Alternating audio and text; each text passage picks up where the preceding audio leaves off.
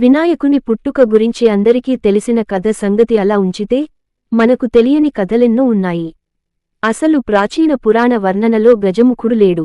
గజముఖం ప్రస్తావన గణపతి అష్టోత్తరనామాలలో కనిపించదు. వినాయకుని పెళ్లి ప్రస్తావన ఎక్కడా రాదు. గణపతి బ్రహ్మచారి అని చెప్పుకుంటాం. అదలా ఉండగా వినాయకునికి 2 భార్యలున్నారని చెప్పే కథలు ప్రచారంలో ఉన్నాయి.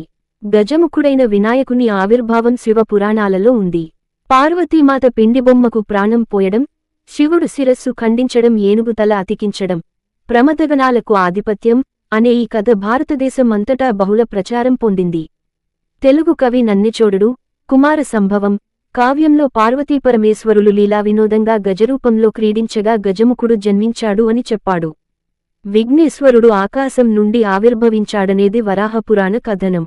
దేవకామినులను కూడా తన అందంతో భ్రమింపజేయడం వలన శివుడు గణేశునికి ఏనుగు తలను కుండలాంటి బొజ్జను కల్పించాడు అనేది మరొక కథ.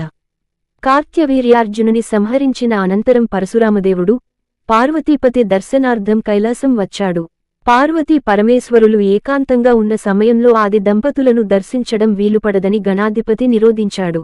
వారిరువురి మధ్య జరిగిన యుద్ధంలో వినాయకుని దంతం భగ్నమైంది. నాటి నుండి ఏకదంతుడనే నామం స్థిరపడింది అని బ్రహ్మాండ పురాణం చెబుతోంది.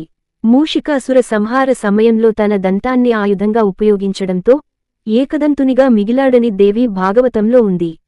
ఏకదంతం ద్వంద్వాతీత స్థితిని తెలుపుతుందని వేదాంతుల భావన.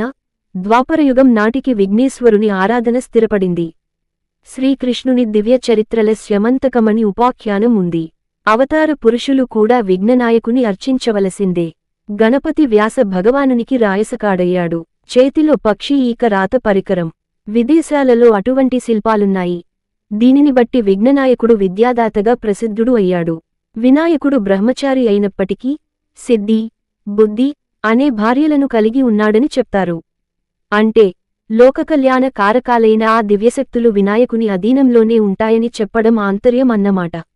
ఈ వీడియో మీకు నచ్చినట్లయితే వీడియోని లైక్ చేసి సబ్స్క్రైబ్ చేసి శ్రీరాముని కృపను పొందగలరు.